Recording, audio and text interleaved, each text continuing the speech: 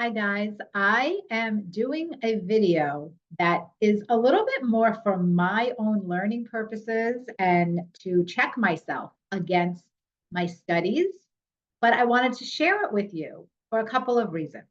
First, to remind you that even if somebody is a professional in their field, a seasoned professional for a long time, that professional is always learning and growing. And I always say, the best teachers are the eternal students. And so this video I'm sharing for my students, for my clients, for just the general public to see that an astrologer who practices professionally still has levels and gradients to learn. And in astrology, it's a vast field. There are so many branches of astrology, and it is impossible to become proficient in all of them. So you have to diligently choose the areas that you want to specialize in, the areas that you are more passionate about. And so I don't believe that one astrologer can be a specialist in all of the branches of astrology. I think that can become a little bit too scattered. Having said that, I do believe that it is important for astrologers to continue to hone their craft, to tighten their muscles, and to grow and to learn. And so, even though I consider myself to primarily be a modern predictive consulting astrologer, I have a genuine love and respect for traditional astrology and traditional techniques. And I wanted over the past several years to learn more and more about these techniques. So a few years ago, I took a Hellenistic astrology course and I immersed myself in that.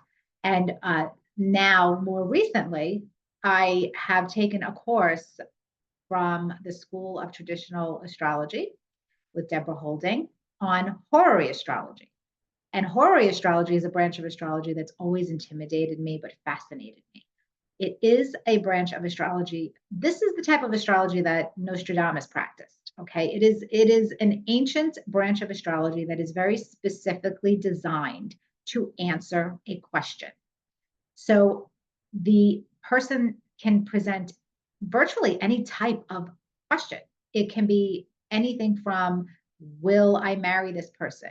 Is my business going to fail? Will I pass the exam? Where is my lost bracelet? Will my cat live? Will my child become pregnant? Endless. Will I move? Is this business partnership a good idea? You get the question. You get the idea. Hopefully, it's a very specific questions. And so I took this course from January of this year until June, and I graduated in June. And I actually got a certification from the school, a beautiful certification. I'm very proud of it, and I scored pretty high on the exams. I think it was somewhere between 95 and 96. I'm forgetting right now. But even though I have all of that on paper, I, as the astrology student, still did not feel confident enough to go ahead and offer Horary Astrology as a service on my website. Not yet. For me, I prefer to practice techniques for a while to really get comfortable with them. And when I am ready, when I feel I'm ready, then I offer it as a service. That's just my preference. So I have been, for the past 2 months since I've graduated, just taking the classes, rewatching the videos, and doing horries only for myself and my immediate circle of people, just for practice. I have not done this for clients yet.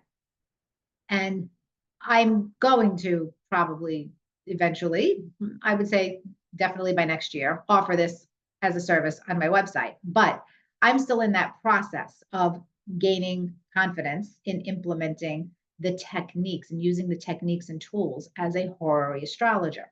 And horary astrology is a completely different animal from natal astrology, from definitely from modern astrology, from psychological astrology. It is so different. It has a very specific set of rules and techniques to follow. So with that long-winded introduction, I'm going to do a few videos. This is the first one. I'm going to be sharing some of the horary charts that I've been doing for myself for my own practice so that you can watch my process unfold as I become more and more proficient as a horary astrologer. The first question that I'm going to share with you actually has not been answered yet. I don't know the outcome yet. So that's why I'm sharing this one first. I could share others where I already know the outcome, but I think this one's a little bit more interesting because it's happening now in real time. I don't know the answer yet, but I have judged the horary, and what I'm going to do is share my screen and explain to you what my judgment is and why, astrologically, according to the tenets that I've learned through my course, why I have come to that judgment. Okay. So keep in mind, I am still considering myself a student of horary astrology, even though I've graduated from the course. And I invite those of you who are watching this video, who are proficient in horary astrology, to offer your comments on my judgment, to offer your comments on the chart for learning purposes for myself and for those watching. For anybody else who happens to be watching this out of curiosity, please keep in mind that I'm not going to be teaching these techniques. I'm not going to be explaining them to you. This is really more for my process as an astrologer than it is for me to try to teach you something in astrology. So I hope you can appreciate the difference. And if that doesn't interest you, no worries, keep it moving. I have plenty of other videos that I'm sure you'll enjoy.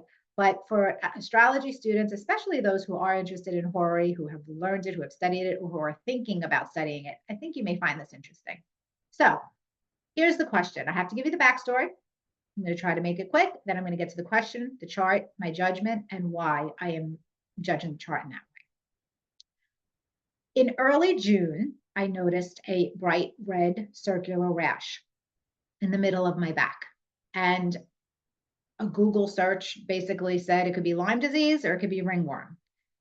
Based on where the rash was located and the type of gym clothes that I wear, where there's a bit of an opening in that exact spot, I had a feeling it was ringworm. And I had a feeling I may have caught ringworm either from the sauna at my gym, maybe I leaned back and I shouldn't have, or from the gym equipment that wasn't cleaned properly and I was leaning back, and maybe that's how I got the ringworm. So this was what I thought. So I went to my primary care doctor because I was getting ready to leave for Italy. I wanted to make sure the ringworm was, or if it was ringworm, double check and get it taken care of. My primary doctor prescribed, so I was using an over-the-counter medication for it. Primary doctor prescribed a different medication, which was a lot stronger. It's a combination of two medications. One starts with a C, the other starts with a B. And I wish I had it in front of me. Very long words, can't remember. But he said, put this on for a couple of weeks. It will knock it right out if it's a ringworm infection or if it's eczema, because he wasn't quite sure if it was ringworm or eczema. Okay, fine. So I used the cream, cleared up, went to Italy. Came back from Italy a week later, the spot came back. So then I got nervous and I was like, oh, I must have not treated it long enough, because I believe, I don't think I treated it for the full 2 weeks. It might have been 10 days or 12 days, something like that. I started using the cream more aggressively. I started to apply it twice a day in that area. And I used it for a month. I used it for more than 2 weeks, not paying attention to any of the contraindications or anything like that with the medication. So I thought I was doing the right thing at that point. And then all of a sudden, the rash turned into something completely different. So the red spot disappeared and it morphed into something that was absolutely different, scaly and raised and irregular red on the outer edge of it. So I became very concerned. And I said, okay, let me go to a dermatologist now. And I got a referral to the dermatologist, and I just recently went to the dermatologist. And when I went, the dermatologist, I explained all of this that I just explained to you. And I went to the dermatologist on August 15th. And when I went, after I told her all of this, she immediately looked at it and she said, without missing a beat, I need to biopsy it. I believe it's a form of benign skin cancer. I don't think it was ever ringworm. And I was like, what? I was completely surprised by that. So, of course, when you have something going on for 2 months and it's not resolved, and your doctor says it may be something wrong, you are going to just not question it. And so she did the biopsy and told me I won't get the results. Skin biopsies take a long time. I won't get the results for more than 2 weeks, probably. It's at least 10 days. And by the time I get the results, I'm going to be in England. And interestingly enough, I'm going to be in England for half of the time at an astrology conference where I get to meet my horary teachers because the school that I took the classes from is based in England. So she's going to call me with the results while I'm in England. And it's probably going to be a big delay for me to get these results because of the time zone difference. I don't know if I'll be able to pick up the phone. I'll be playing phone tag. And this is all very reflective of the energy right now, the Mercury retrograde, etc. So I am just beside myself now thinking, okay, now is my trip to England going to be ruined because I have to deal with this itchy, unknown rash on my back that I thought it was because I overused the cream, or maybe it was an autoimmune reaction, or maybe it was eczema. I don't know. She seems to think it's some kind of benign form of skin cancer. So now I come home. She did the biopsy, and I said to myself, this feels urgent. This feels like a good horary question. I'm going to ask the horary, do I have skin cancer? So now I'm going to put up the chart and I'm going to share with you my judgment and why I made that judgment. Okay, so now this software that I have is not, I love this software, but I don't think it's the best software for Horary Astrology. Just so you know, I have to go back and forth to a couple of different parts here to show what I want to show, but it's good enough for these teaching purposes. Okay, so there's the chart. Do I have skin cancer? August 15th, 2024, West Babylon, New York, 12:39 p.m. So that's the chart. Now, I am the querent. The querent is the person asking the question. So I am the querent, and here I am. First house is the querent. The first house ruler tells us about the querent, and the moon is the co-significator of the question, the matter, and sometimes the querent. So the planet Mars is my ruler. There it is in the 8th house. That doesn't look good initially, right? The question is, do I have skin cancer? So where am I looking for the illness? It's going to be the 6th house, the 6th house cusp, the planet that rules the 6th house. And if we see an applying aspect between the rulers of the 1st and the 6th, then we know it's a straightforward answer, whether it's a trine, a square, whichever way it goes. It just so happens that the ruler of the 1st and the ruler of the 6th is the same planet, Mars, in Gemini in the 8th house. And that makes this question initially more complicated to answer, at least for someone at my beginner level.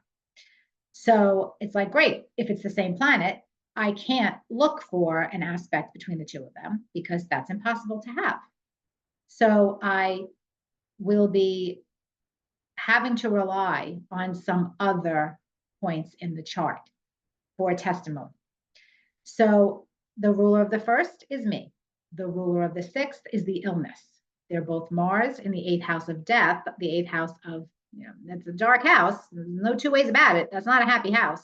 And Mars is a malefic planet, and Mars, and this is very symbolic and very radical, I believe. The chart is radical, and ways to test radicality of a chart, the way that I learned it, is looking at it against a person, the native's birth chart, the querent's birth chart, for testimonies of connections. That is one way to test radicality. Another way is through the planetary hours, but the planetary hours don't show that as much in this chart. The radicality is symbolized by the fact that I have Aries rising, later degree, and the 6th house cusp has Aries on it, and the moon in the chart, Horary chart, is in Sagittarius, and I have a natal moon in Sagittarius. So I took that as testimony that this was a radical chart. So now I have to rely on the moon, the aspects of the moon for the judgment. And so Mars, there's nothing for Mars to make an aspect to in terms of the 1st and the 6th. That's the same ruler. The moon has separated from Mars. long time ago. Okay, so there's no applying aspect to the significators here. The moon is making a trine to Mercury and then a square to Neptune. So the moon is doing some, it's doing a few things. It's making some aspects there. And you also want to notice angular planets. The sun is at the very top of the chart, and the sun is the ruler of the chart. And in a question about illness, the 10th house is the treatment. The 10th house is basically how you cure the illness. It's the cure for any illness. And I took that sun on the 10th house cusp to be a very good sign for a few reasons. I took it to say, all right, it looks like the truth will come out. I will know what I'm dealing with. And the sun is in its sign of dignity. So the cure will be strong. I will be cured from whatever this is. That's what I took that to mean. And so it was an additional piece of information. But I still didn't have an answer. Do I have skin cancer? Okay, so Mars is making an almost, it's making a connection to the 6th house cusp here. And the 6th house cusp, there's a sextile here. And that was a fairly close sextile. And initially I saw that as a testimony for yes, because the ruler of me, the querent, is going right towards the 6th house. So I saw that, got a little concerned, but I stepped away from the chart for a while. I stepped away from the chart for a couple of days, actually. And then I said, let me revisit this before I say, yes, I have skin cancer because of that one testimony. That one testimony isn't strong enough for a question like this. This is a complicated question. Then I looked deeper and I said, okay, that might be the case, but let's look at the fact that what am I doing here? I just separated from a conjunction to Jupiter, also in the 8th house, which symbolizes how fast the rash started to grow, how it got inflamed, how it got out of control, like a wildfire on my back. Okay, that was very symbolic.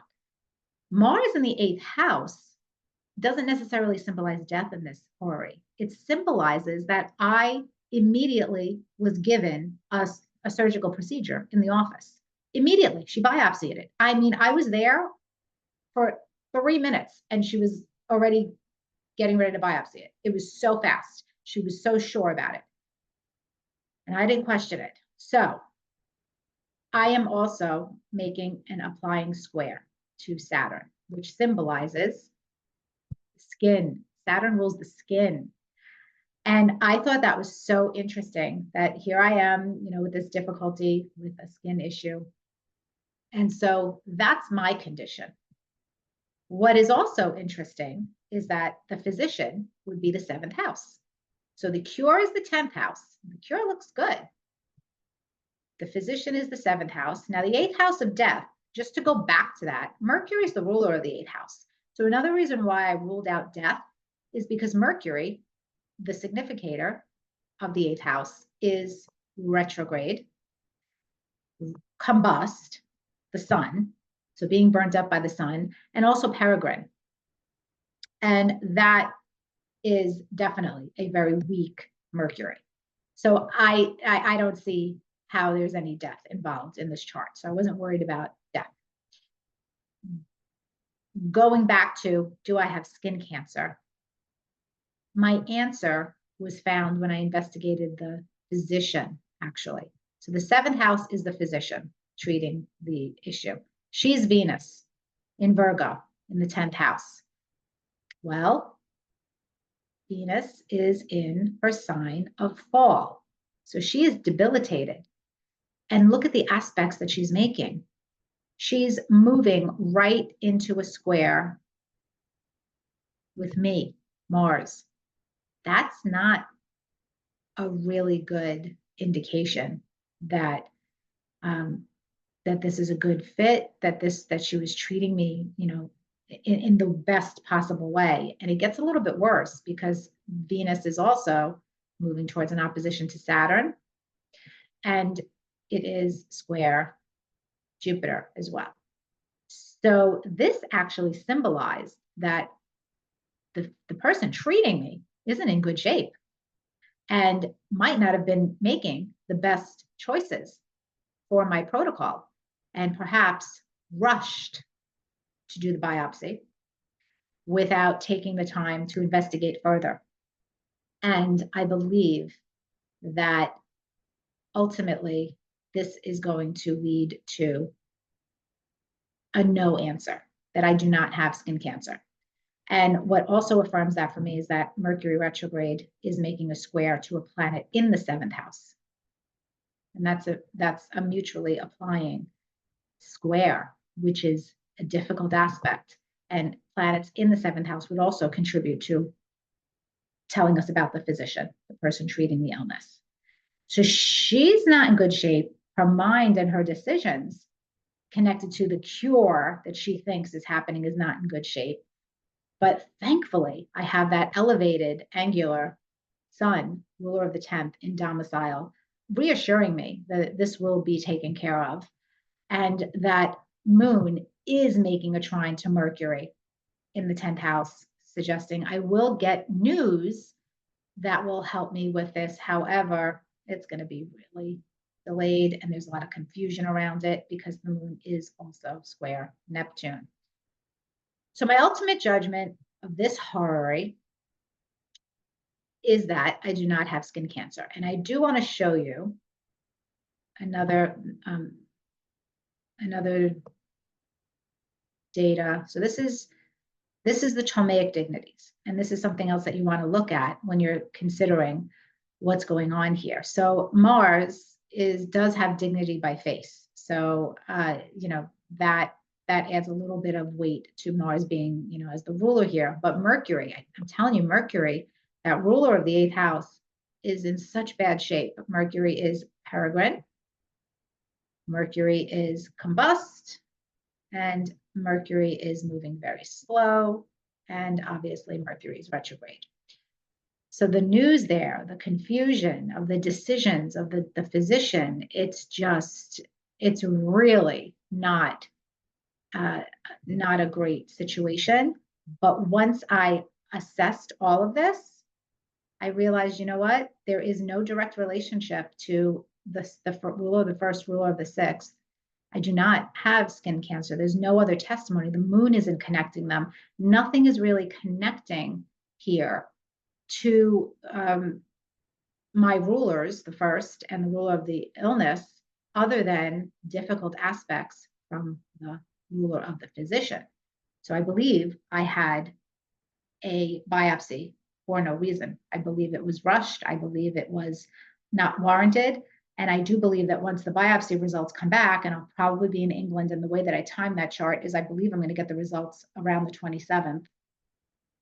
But I may miss the call. We may be playing phone tag. So I don't even know if I'm going to hear them with my own ears that day.